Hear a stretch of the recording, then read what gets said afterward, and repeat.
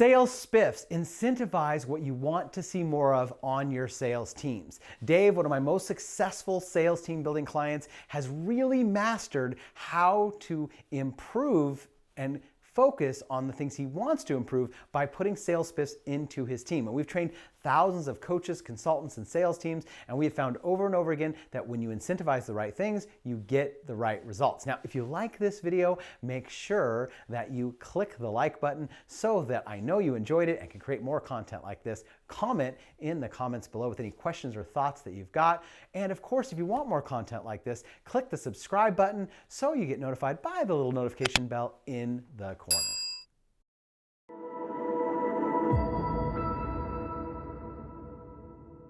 Okay, so in previous videos, I've talked about commissions for salespeople, and I typically talk about doing a set amount, usually somewhere between 8 and 15%. Again, it varies. We advise our clients on that, and it depends on the price of the product, and based on the price of the product, that will be anywhere from $500 to $1,000 on a typical high-ticket front-end offer. You can see other videos about pricing your offer and setting commission and all of that stuff. But what about spiffs? I want to talk about spiffs today. And a spiff is really an extra, a bonus of some type of sales, sales above a goal, right? So if they're exceeding their goals, hitting a certain close rate, selling, maybe you've got a higher end offer. If you've got like a tiered offer, we've got some clients who have like a high end at, 12,000, a mid tier at 5,000 or 6,000, and a low end at like 1,000. And, and they're very happy selling that mid tier offer. That's actually, for a lot of them, the main goal is to sell that offer. But you can sometimes have a salesperson that just really does well selling that higher end offer. And there may be a spiff that you want to create for anybody who exceeds a certain amount of sales on that higher end offer. So for whatever things that you want to incentivize, you're going to want to use a spiff. So even things like if you've got a colder lead source, maybe potentially that your salespeople don't like to work, but you've got a salesperson who really is good at going in and closing those colder leads, you might want to produce some sort of spiff around that.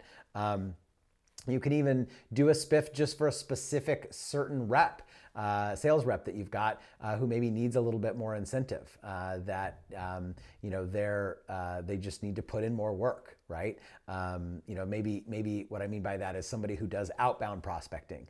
You've got your inbound team and they get paid their set commission, but maybe you pay a spiff if they're going out and they're doing outbound, they're prospecting, they're generating their own leads, right? So you don't have that cost of the lead. You don't have that client acquisition cost is much lower. So again, you can create a spiff around that. But that's really what a spiff is typically used for. So what's the point of the spiff? Like, why would we actually want to do that? Well, spiffs can actually help sales reps get motivated to stretch their sales goals. And we always want to see, if we want to bring in more top line revenue, then obviously one of the best ways that we can do that is to incentivize our team to really stretch themselves, to get more, higher close rate, or some of the things I've talked about, to generate their own leads, etc. So really it's a tool that you can use to incentivize and motivate your sales team. It's very common way to get your sales team. Look, salespeople typically are their goal, especially if they're commission based, is to make the best income they can make, like all of us. And so if there are things that you want to incentivize, things that you want to motivate them to do, a spiff is a really, really good way to do that.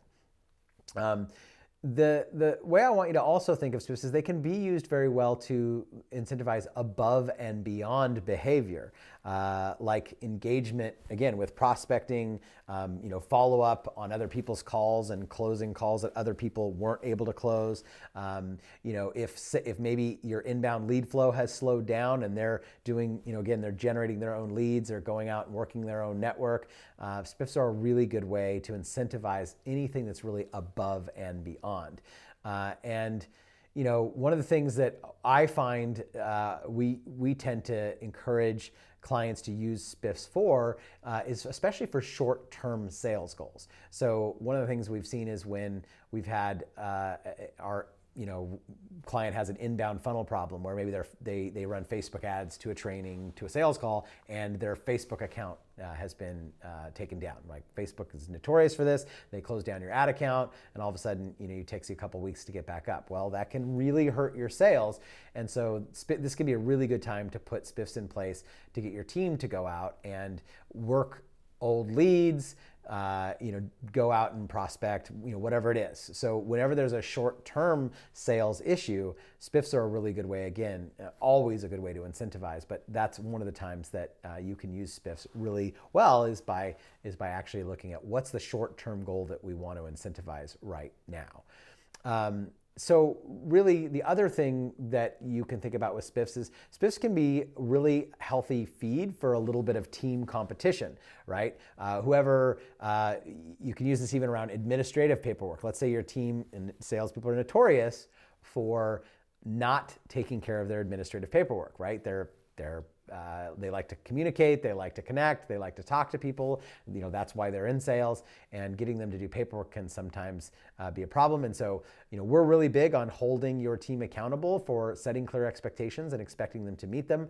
But if you're, again, trying to incentivize, then hey, anyone who has their paperwork completed every day by this time consistently for the next 2 weeks is going to get, a spiff. Or one of the ways that you can do that is you can do it after the fact. Like, I've seen that where we've had a person on the team who was just really doing well with taking care of their admin work, whereas the rest of the team wasn't. And on a team meeting, we're like, hey, Tom, you have been doing great with your paperwork the last 2 weeks. So here is a, $400 gift certificate to go out to the nicest restaurant in your town. Take your wife out to dinner, go enjoy yourself, get a bottle of the best wine, really have a great dinner, because you showed up and you've done something that nobody else is doing, consistently taking care of your paperwork so that we can run the organization that much better. And boy, all of a sudden you'll notice that everyone else on the team starts paying attention to their paperwork because they're wondering, hey, when's that going to happen again? So Spiffs can also be used as sort of an after the fact use as well. So here's a few tips for setting up Spiffs. First thing you want to do, keep it simple. One spiff or bonus of any kind, perhaps two, perhaps with a couple of different thresholds. If you get this, you get this spiff. If you hit this threshold, maybe it's a little bit more. 2 spliffs is plenty. A complicated compensation schedule really oftentimes means a confused team, so you do want to keep it simple wherever you can. But again, incentivize the things that you really want to see improved. Make sure that it's in your budget, right? You should really be looking at, hey, what is my acquisition cost? What is my fulfillment cost? What's my target profit? Make sure that your spiffs aren't going to take you over the line and create you to be in a place of improfitability. Make sure your entire commission and compensation schedule, that's something that you need to be looking at. And again, costs fluctuate sometimes, especially when it comes to ad spend, if you're using social media based ad spend like Facebook ads or YouTube ads. So again, spiffs can be, you want to, again, be careful looking at, hey, if within these margins of fluctuation, what's my overall compensation schedule? So make sure that you're always staying in budget. Make sure that it's not a detriment of like something that's competitive to the commission in some way, where you're causing an issue where it's like, oh, well, I'm incentivizing something that I actually don't want them to do. We got to be really careful of that. So make sure that you really think about what results you want to get out, and the unintended consequences that can happen if you're not thinking that all the way to its end. Try to keep participation open. Try not to restrict it to only certain reps. Like I mentioned before, you might give it to just one rep, but that's usually an after the fact where you've decided, hey, I want to incentivize this person. I want to get the rest of the team to see that this person is doing something above and beyond, and we want to get them all in that space. you can use it that way. But you don't want to have a spiff that only one person on the team is realistically going to be able to earn, because that's just going to create problems with the team. And while competition is good, we also want like a collaborative environment. Collaborative environments on a sales team are always going to do much better. A little bit of fun competition, a little bit of elbow nudging is fine, but when we're like really creating a cutthroat environment, oftentimes you're going to see sales actually decline, and you'll also find that you burn people out and you tend to lose salespeople when you do that as well. The other thing to keep in mind is that spiffs don't have to be just money, right? They can be, some sort of swag, trophies, trips, etc. I once had a team that I was on years ago, and they took us to Vegas, and they basically gave us all $1,000 to gamble with. They put us up in a penthouse suite. It was like a 4,000 square foot 4-bedroom suite with a with a kitchen. It was all marble, this gorgeous room, like nicer. I mean, this place was as nice as some of the nicest houses I'd seen. Beautiful views, and they all the room service. We could have they had a butler on site that would come and get us anything we needed. We had they were had us. We could order massages and go down to the spa, all that stuff, and we just charged anything to the room, and that was because we'd actually helped them hit a target of 400,000 in sales. We doubled their initial goal of 200,000 in sales. And so to spend 10, 15 grand on your team when they've brought in an extra couple $100,000, is a really good way to show that, how important that is, and to motivate them to keep going. But my point is, doesn't need to be just money. It can be trips and trophies and, and swag and other things like that. The other thing you want to do with spiffs, any kind of spiff that you set up ahead of time, you want clear, simple rules, clear communication and timelines. If it's not defined in one paragraph, it's probably too complicated. So again, keep it simple wherever you can. And make sure that it's a reward for something measurable and something that is actually in their control. So for example, I've seen on inbound sales teams, I've seen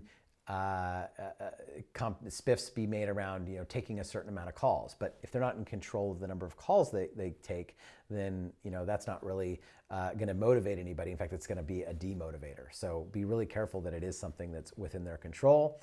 And then the final thing you want to do is make sure that you always do a post-mortem on the measurement and control and see what the ROI was. Like, was it actually worth it? If you incentivize something and you put a $1,000 spiff and 5 people on your team hit that spiff, and you spend $5,000, but it only brought in an additional 3,000 in sales, well then that's probably something that you want to look at. So always make sure that you do a post-mortem on any spiffs. Again, look at your budget, look at your metrics. Everything that you want to do on your sales team or in your marketing is going to be based on data. Data-driven metrics, tracked decisions are the best way to run your business. So keep that in mind and make sure you always do a postmortem on any of your spiffs. And that's really a good kind of synopsis of how to use spiffs and some of the simple tips and ways to do that properly. If you found this video helpful, mash that like button. Let me know so we can create more content just like this. Comment below with any questions or thoughts that you've got. If you want more content like this, make sure to click the subscribe button so you get notified by the little notification bell in the corner. And if you want more personal interaction in our community with direct help, join our free Facebook group by clicking the link in the description box below this video.